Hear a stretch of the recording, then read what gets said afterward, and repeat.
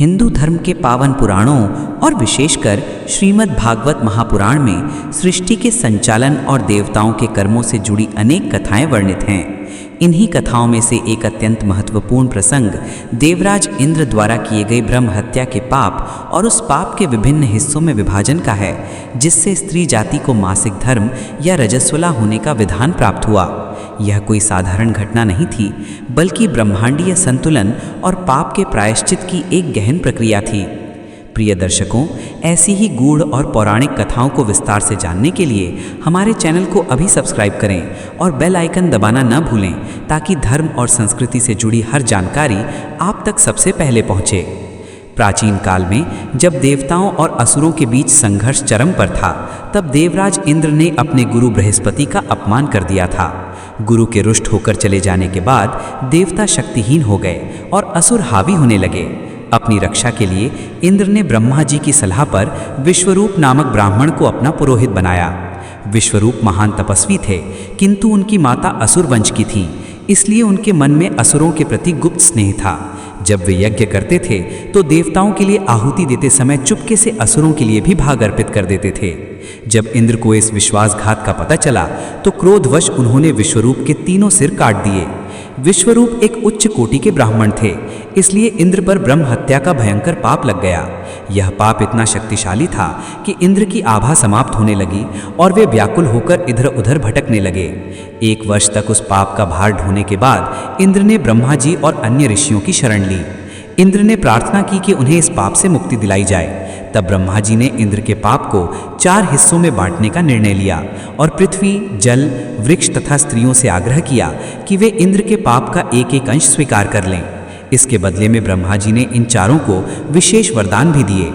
यदि आपको हमारी यह प्रस्तुति अच्छी लग रही हो तो कृपया वीडियो को लाइक करें और कमेंट में जय श्री कृष्ण अवश्य लिखें। आपके सहयोग से ही हम ऐसी आध्यात्मिक जानकारी साझा कर पाते हैं। चैनल को सब्सक्राइब करके हमारे परिवार का हिस्सा बने। सर्वप्रथम पृथ्वी ने पाप का 1/4 हिस्सा स्वीकार किया। इस पाप के कारण पृथ्वी पर रेह या ऊसर भूमि, जहाँ कुछ नहीं उगता, का निर्माण हुआ। वरदान स्वरूप ब्रह्मा जी ने पृथ्वी को यह शक्ति दी कि उसे कहीं से भी खोदा जाए वह पुनः भर जाएगी। इसके पश्चात जल ने पाप का दूसरा अंश स्वीकार किया, जिसके कारण जल में झाग और बुलबुले दिखाई देते हैं, जिन्हें अपवित्र माना जाता है। जल को वरदान मिला कि वह किसी भी वस्तु को शुद्ध करने की क्षमता रखेगा। तीसरा हिस्सा वृक्षों ने ग्रहण किया, जिससे उनके भीतर से गूंद या रस निकलता है। विशेषकर पीपल जैसे वृक्षों का रस वर्जित माना जाता है। बदले में वृक्षों को वरदान मिला कि कटने के बाद वे स्वतः अंकुरित होकर पुनः जीवित हो सकेंगे। अंत में इंद्र के पाप का अंतिम 1/4 भाग स्त्रियों ने स्वीकार किया। यही वह अंश है जो प्रतिमाह स्त्रियों को रजस्वला या मासिक धर्म के रूप में प्राप्त होता है। हिंदू शास्त्रों के अनुसार मासिक धर्म उसी ब्रह्म हत्या के पाप का वह अंश है जिसे स्त्रियां मानवता के कल्याण और इंद्र की शुद्धि के लिए वहन करती हैं।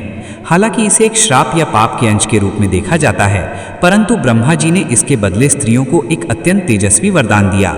वह वरदान था संतान उत्पत्ति की क्षमता और काम सुख में पुरुषों से अधिक आनंद प्राप्त करने की शक्ति।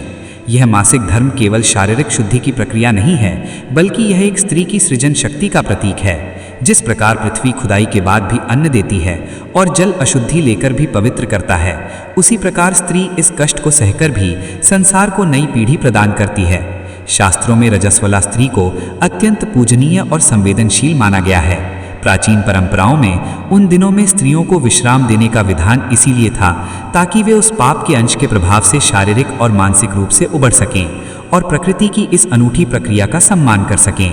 अतः यह कहना उचित होगा कि स्त्री का मासिक धर्म केवल एक दैवीय न्याय का परिणाम नहीं है, बल्कि यह उनके त्याग और सहनशीलता का प्रमाण है। उन्होंने देवराज इंद्र की रक्षा के लिए उस पाप को अपने भीतर स्थान दिया, जिससे आज भी सृष्टि का चक्र निरंतर चल रहा है। इस कथा का मूल संदेश यह है कि प्रकृति में हर कष्ट के पीछे एक नव निर्माण की शक्ति छिपी होती है और स्त्रियां उस ईश्वरीय शक्ति की सबसे बड़ी संवाहक हैं। सनातन धर्म के ऐसे ही रहस्यों और जीवन दर्शन से जुड़ने के लिए हमारे चैनल को सब्सक्राइब करना ना भूलें। इस वीडियो को अधिक से अधिक शेयर करें ताकि अन्य लोग भी अपनी संस्कृति के इस वैज्ञानिक और आध्यात्मिक पक्ष को समझ सकें। धन्यवाद।